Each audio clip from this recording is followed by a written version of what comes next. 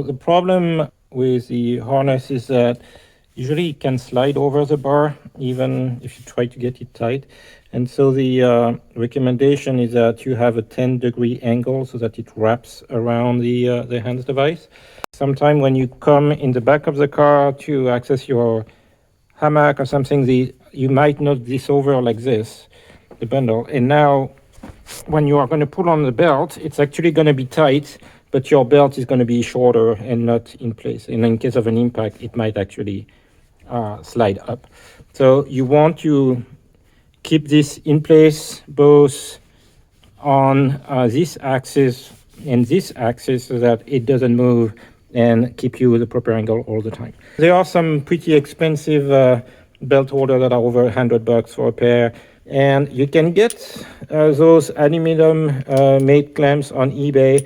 I made a frog racing video for those, and we have been using them successfully for a couple of seasons. They weigh about 600 grams for a set. I designed and 3D printed those racing harness collars.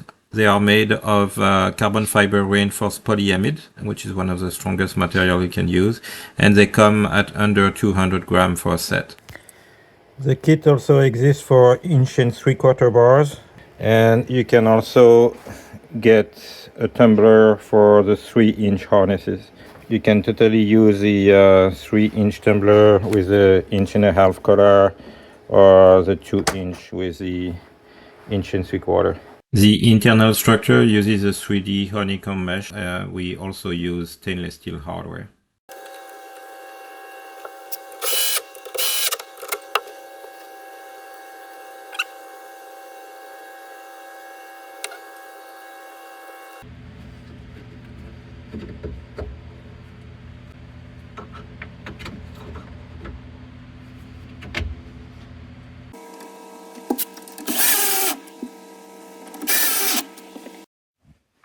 Here is a completed installation, maintaining the proper angle, holding your bundle cleanly.